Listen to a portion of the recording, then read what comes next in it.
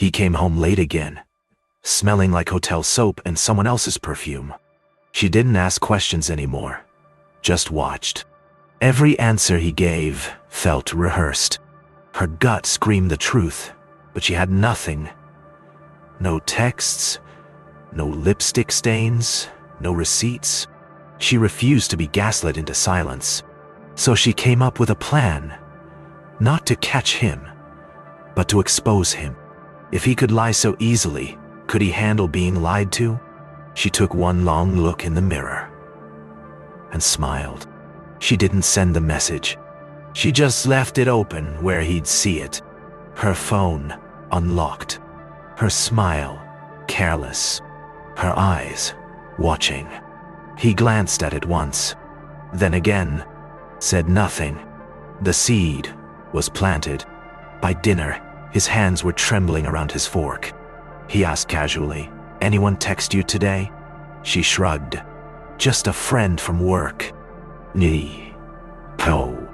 And just like that, the power shifted. That night, he barely touched her. He lay awake long after she fell asleep. Except she didn't. She could feel the tension radiating off his back like static. At 2 a.m., he quietly checked her phone while she pretended to breathe deeply. He scrolled, stared, looked it. Nothing to see, intentionally.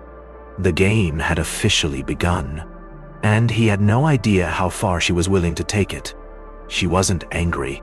Not anymore. She was curious. She started texting more often, smiling at nothing, laughing into her screen. Always just as he walked by. His eyes followed her every move, like a man watching his own nightmare unfold. He tried to play it cool, asking subtle, meaningless questions. But she answered like a woman with secrets she didn't care to share. He was unraveling, thread by thread. She didn't need revenge, just the truth. And his silence was beginning to crack. He started working late too, but this time, he didn't enjoy it. Every glance at his phone felt like a landmine. He called once, just to check in. "Nyand." She answered on the second ring, her voice breathy and amused. "Busy," she whispered, then hung up. He sat in his car for 10 full minutes, heart pounding. For the first time, he knew how it felt to not be enough. And guilt is a loud, vicious thing when you're alone in the dark. She cooked his favorite meal, lit candles, played their old playlist. He walked in, startled, like he'd stepped into a trap. "You look nice," he mumbled, eyes darting to her phone on the table. She smiled sweetly. "You look nervous." The tension between them could have cracked glass. He barely touched his food. She poured him wine and leaned in. "Rode." He nodded, but it wasn't work that haunted him. He couldn't sleep anymore, couldn't sit still. Every sound made him flinch, every message made him sweat. She watched from the shadows, silent, still, satisfied. It wasn't about punishment. It was about seeing him sweat like she had. He picked up her phone again that night, hands shaking. Nothing new, no names, no answers. The silence was driving him mad. And that's when he did the unthinkable. He called a private investigator. The photo was a lie, just her walking into a coffee shop, alone. Still, he stared at it like it held a secret code. He whispered to himself, "Who are you meeting?" Paranoia wasn't whispering now. It was screaming. He circled the block 3 times before pulling into the driveway. She was inside, humming softly, baking muffins. The normalcy was worse than any evidence.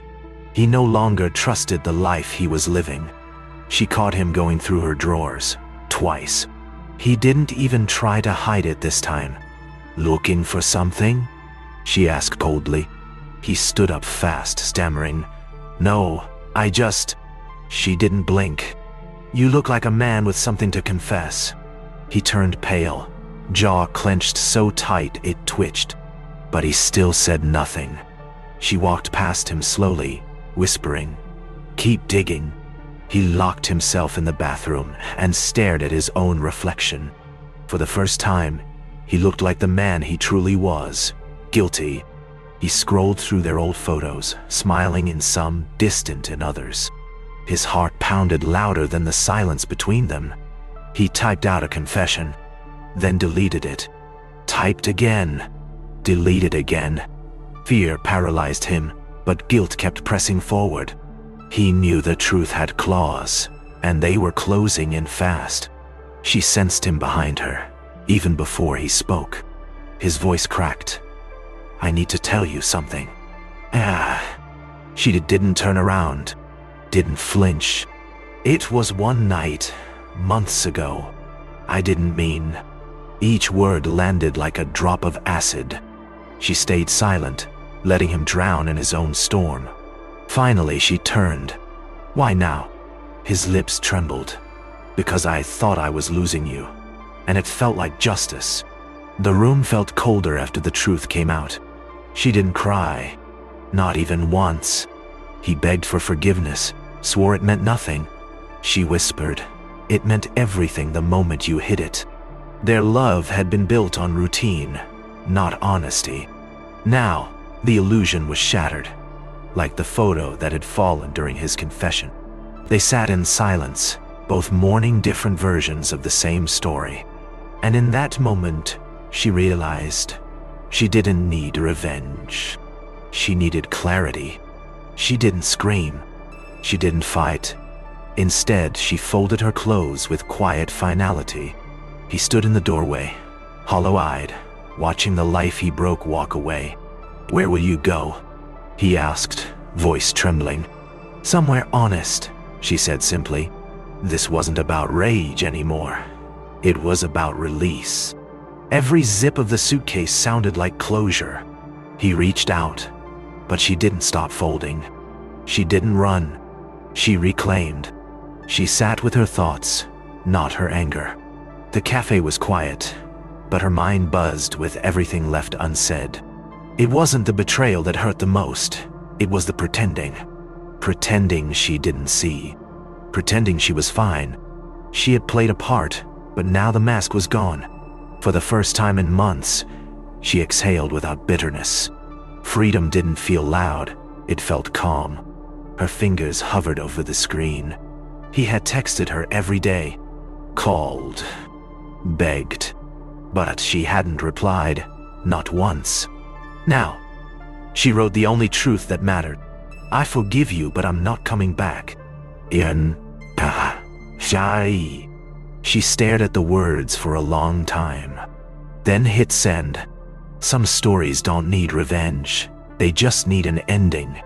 He still set 2 plates at the table. Every night. Habit or hope, he wasn't sure anymore. Her laughter was gone, replaced by an echoing silence. The house felt bigger, colder, emptier. He stared at the chair she used to sit in.